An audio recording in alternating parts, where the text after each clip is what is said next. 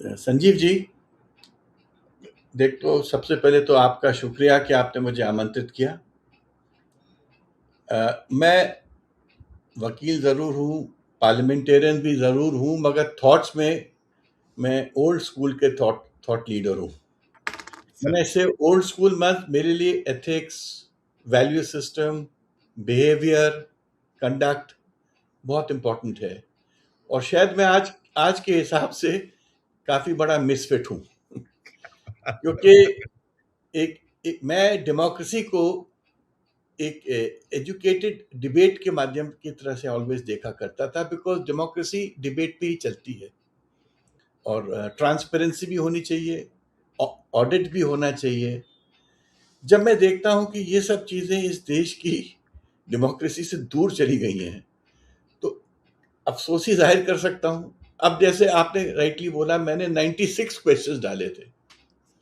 अब इसका तो पार्लियामेंट से कोई लेना देना नहीं है। बिल्कुल, मैंने इसको इसलिए उठाया कि ये तो आ ही सकते थे, जवाब तो आ ही सकते थे, लेकिन जवाब उसमें तो स्टार क्वेश्चन खाली पार्लियामेंट के सामने प्रस्तुत होते हैं जिसमें जी, हमको चांस मिलता है सप्लीमेंट्रीज पूछने का, जी, बट आंसर तो सब में आना चाहिए। सैल्यूट। और अच्छा, कौन से इनकन्वीनियंट क्वेश्चन हैं उनमें आंसर ही नहीं आते हैं। कई क्वेश्चंस को ऑफ कर दिया जाता है। तो हम लोगों का जो एक्सपीरियंस है एज अ पार्लियामेंटेरियन बहुत दुखद होते जा रहा है कि देखिए, अगर अगर हम पार्लियामेंट में अपने प्रश्न का उत्तर नहीं पाएंगे तो कहाँ पाएंगे। इससे बड़ी कौन सी पंचायत है इस देश में। और मुझे तो ये भी दुख की बात लगती है कि बहुत सारी चीजें जो पार्लियामेंट को करनी चाहिए और पार्लियामेंट्री कमिटीज को करनी चाहिए, अब कोर्ट करती है। जजेस का क्या एक्सपर्टीज है आप बता दीजिए टू एडमिनिस्टर द कंट्री।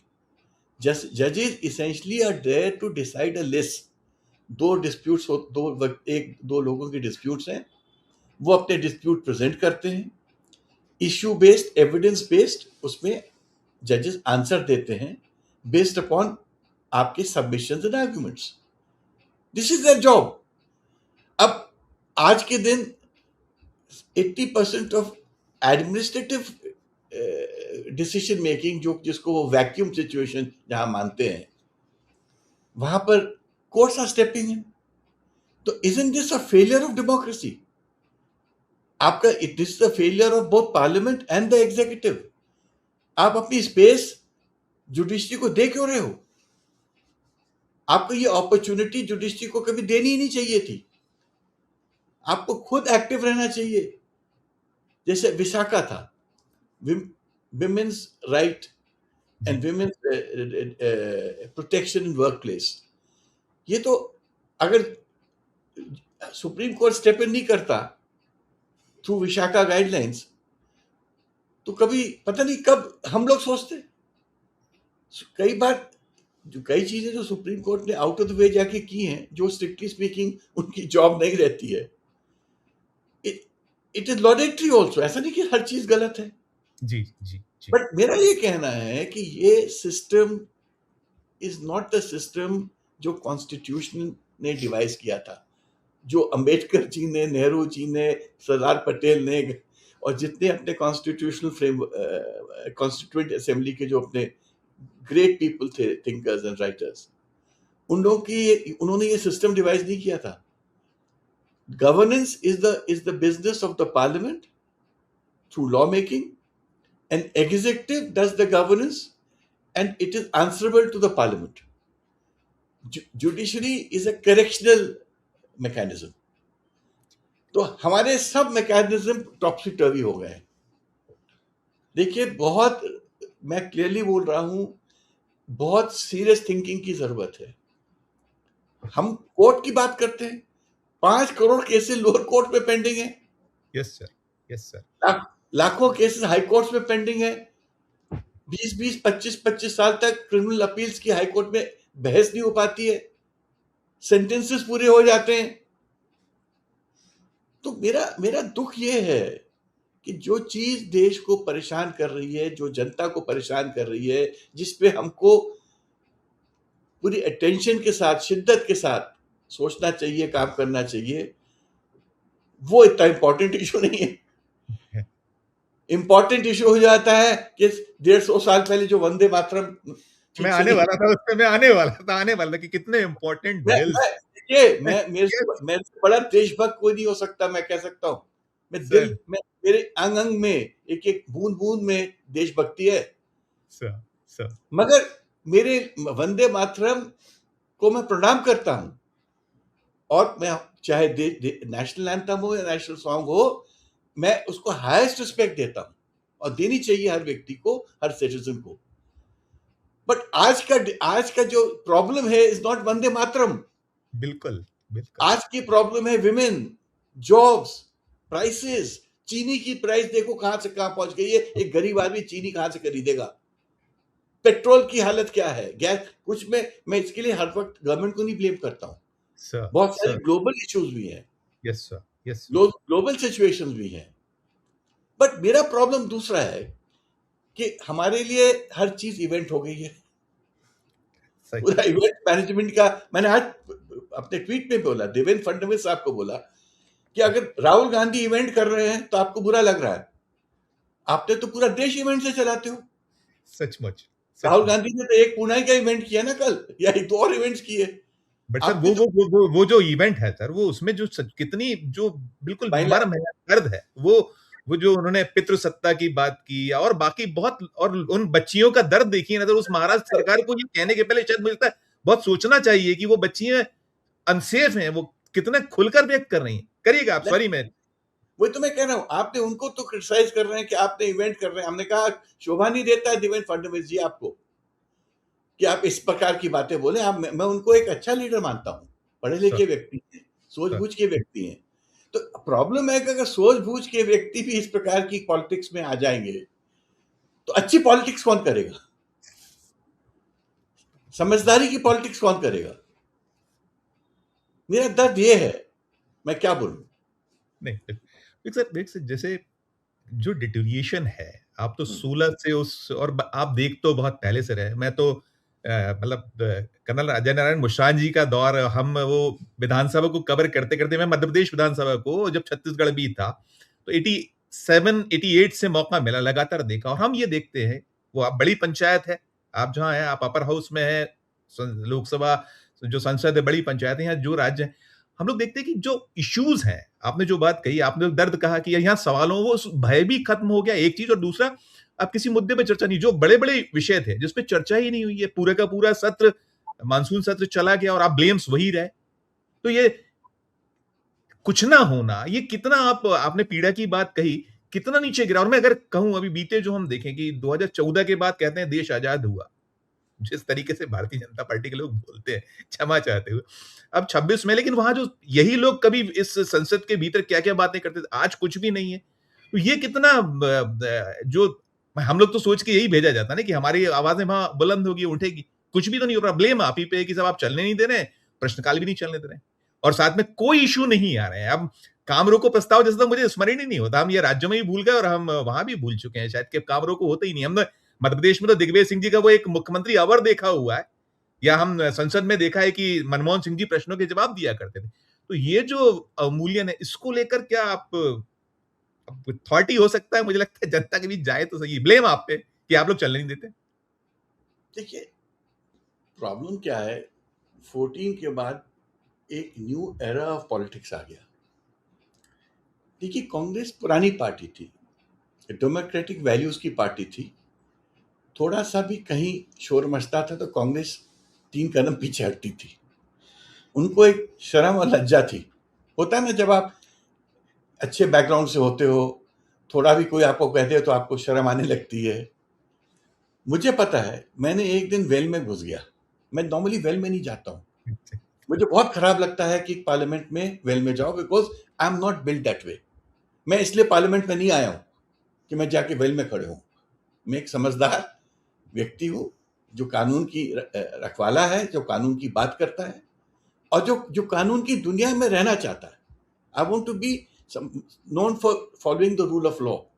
तो एक दफे मैं चला गया, क्योंकि पार्टी ने सबको बोला, मुझे भी बोला आप भी जाओ, तो चला गया। और vice president of India Dhankhar साहब ने पूरे पार्लियामेंट में मेरे को आइडेंटिफाई किया और सबके सामने मुझे टोका कि धनखड़ साहब, आप और कोई भी मेल में आया, मुझे आपत्ति नहीं है, गलत है, आपत्ति नहीं है, आप क्यों आए? ये बात है। आप लॉ के आइकॉन हो। यस। आप मध्य प्रदेश में, मेरे को पता है, हर बच्चा आपको फॉलो करता है, आपकी राइचियसनेस फॉलो करता है, और आपको देख के मुझे दुख हो रहा है। मेरे को इतनी शर्म आई कि मैं जल्दी से वापस आ गया और मैंने उस दिन अपनी पार्टी को बोल दिया, आज के बाद मैं वेल में नहीं जाऊंगा, मैं अपनी प्रोटेस्ट करूंगा तो अपनी सीट पर खड़े होकर प्रोटेस्ट करूंगा सबके साथ।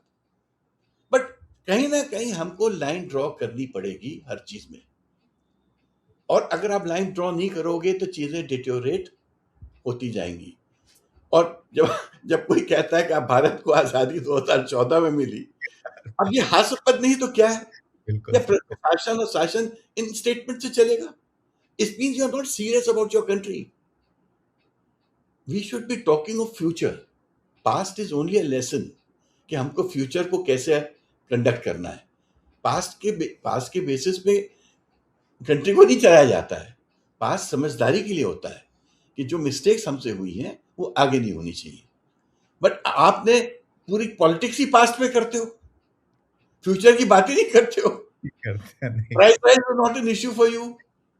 फ्यूचर जाते हैं तो 2047 जाते हैं, वो बीच का सब उसको वॉश आउट कर देते हैं, बीच का वॉश आउट। प्रॉब्लम क्या है कि ये जो गवर्नेंस मॉडल आपने हमको दिया है, इस गवर्नेंस मॉडल की कुछ दिन तो लोग बड़े खुश रहे, क्योंकि जब ग्लिप टॉकिंग होती है ना तो लोगों को बहुत मजा आता है, किसी की बेइज्जती होती है तो लोग बड़े बड़े चाव से सुनते हैं। ये अनफॉर्चुनेट एक पब्लिक का एक तौर तरीका है।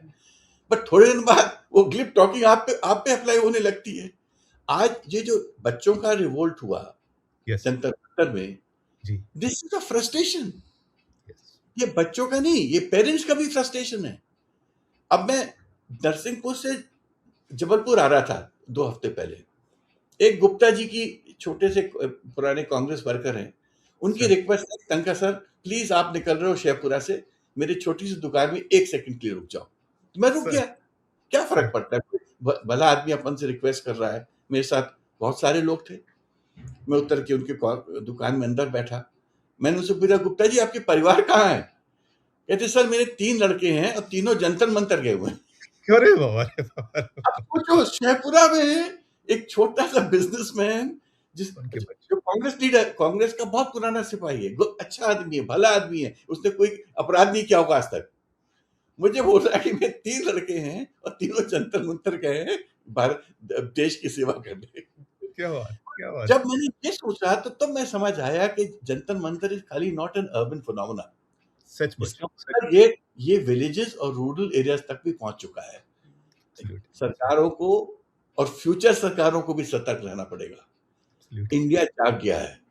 देखिए शास्त्री जी, देखिए लोग पद पे लोग आते जाते रहेंगे, कोई जी चीज सर। परमानेंट नहीं है। सर आज sir. Suryakant ji chief justice of India हैं, इनके पहले चंद्रचूड़ साहब थे या फलाने साहब थे, इसके बाद यस कोई और आ जाएंगे। तो फ्रेंकली स्पीकिंग व्यक्तिगत रूप से हम लोगों को इससे कोई अंतर नहीं पड़ता। सर। लोग आएंगे जाएंगे, हमारा एक इंस्टीट्यूशन है, सिस्टम है, वो चलता है। बट होता क्या है, जब इंस्टीट्यूशन पर अटैक होता है तो हम लोग जो इंस्टीट्यूशन को लव करते हैं लोग, हम लोग को यस दुख होता है। पता है। और कई कई दफे ये जो अटैक होते हैं, I don't want to go into detail, अच्छा भी नहीं लगता। जी सर। जी सर। हम लोगों की छोटी मोटी त्रुटियों से भी हो जाते हैं, और वो त्रुटियां फिर बहुत महंगी पड़ जाती हैं। But what I am trying to say कि जिस तरह से सीजीआई अपने डैमेज को, जो डैमेज हुआ था यस उसको उन्होंने रिपेयर करने की कोशिश की, मैं उसकी सराहना करता हूँ। देखिए उन्होंने क्या बोला बीसीआई के प्रेसिडेंट को, चेयरमैन को, आपको कोई हक नहीं था इन हम स्टूडेंट्स दोनों के को। बीच आने का, हम दोनों के बीच आने का, हम दोनों के बीच आने का। बच्चे मेरे बच्चे हैं, अगर जी मेरे बच्चों के साथ मेरा कोई संवाद होना है या मुझे मुझे कोई गिला शिकवा है, मैं उनसे डायरेक्ट बात करूंगा। तो उन्होंने वो मैच्योरिटी दिखाई जो कि एक सीजीआई को दिखानी चाहिए। और मैं यही कह सकता हूं कि शायद अगर ये मैच्योरिटी गवर्नमेंट दिखा देती जंतर मंतर में, तो शायद जो इतना बड़ा स्थितियां होता हुई नहीं। है तो होता और भी नहीं। और मुझे पता है इंडिया में आज भी ऐसे बहुत सारे लीडर्स हैं जो इन स्थितियों में रीच आउट करते हैं। और सचमुच। मैंने देखा, नाम नहीं लेना चाहता, आप भी जानते हैं, मैं भी जानता हूँ लीडर्स को, जी अपनी पार्टी के भी हैं, दूसरी पार्टी के भी हैं, जिन्हों में देखिए ये क्वालिटी इनहेरेंट होती है। Yes sir. हमको जैसे कोई चीज़ एक कंप्लेंट के रूप में सामने आई, एक लीडरशिप जिसमें क्वालिटी होती है ना, वो आदमी इमीडिएटली सामने आके उसको सॉल्व करने की कोशिश करता है। ईगो नहीं रहती है। ठीक बात, ठीक। प्रॉब्लम आज की ईगो ईगो यहाँ पॉलिटिक्स ये है ईगो ईगो ईगो ही तो जड़ है, ईगो जड़ है कि अपनी गलती आप कह रहे हो मैंने माफ किया, आप कह रहे हो मैंने माफ किया। वो मैं सर जैसे चाहे जुडिशरी जी, हो, चाहे गवर्नमेंट हो, चाहे पार्लियामेंट हो, कहीं पर भी ईगो की जगह नहीं है। अगर आप ईगो को प्राथमिकता दोगे तो इंस्टीट्यूशनल डिवैल्यूएशन होगा। यस। सर जो बार काउंसिल ऑफ इंडिया वाली जो बात हुई सर, वो जो आपने मनन मिश्रा साहब, अभी भी वो वही ताल सीजेआई साहब ने तो कह दिया कि भाई तुम मत आओ बीच में, लेकिन अभी चल रहा है जिस क्योंकि देखिए आप क्रिया की प्रतिक्रियाएं होती हैं और उस प्रतिक्रिया पे फिर आप एक और प्रतिक्रिया हो कि भाई चुनाव में आ जाइए, वहां देख लीजिए, ऐसा ना करिए। तो ये भी सर ये अब इस विवाद को शायद वहीं खत्म कर देते बेहतर होता, क्योंकि आप भी उस बार काउंसिल का हिस्सा है सर। नहीं, इनफैक्ट बार काउंसिल को इसमें घुसने की कोई ज़रूरत ही नहीं थी। ये एजुकेशनल इंस्टीट्यूशन का सवाल था। और दूसरा क्या है, मैं ऑलवेज बिलीव करता हूँ कि हमको स्पेशली जहाँ तक फ्रीडम ऑफ एक्सप्रेशन की बात है, लोगों को एज मच फ्रीडम देना चाहिए एज पॉसिबल। डेमोक्रेसी की जीत वही है कि जहाँ पर आपको फ्रीडम ऑफ एक्सप्रेशन की पूरी आज़ादी है, गाली देने की नहीं, अपनी बातें व्यक्त करने की। और अगर गलत भी अगर बच्चे एक बात बोल रहे हैं, समझ लो 1 सेकंड के लिए, तो उनको अपराधी मत मानो। वो उनका व्यू है, हो सकता है उनका व्यू गलत तथ्यों पे बेस्ड है। उनको समझाया जाता है, उनसे झगड़ा नहीं किया जाता है, चाहे वो हमारे लॉ कॉलेज के बच्चे हों या जंतर मंतर के स्टूडेंट्स हों। सर, सही। अपने लीडरशिप हैज टू अंडरस्टैंड, अपनी जो जनरेशन है वो हमसे आगे है। ठीक। हमारे बच्चे हमसे ज्यादा समझदार हैं।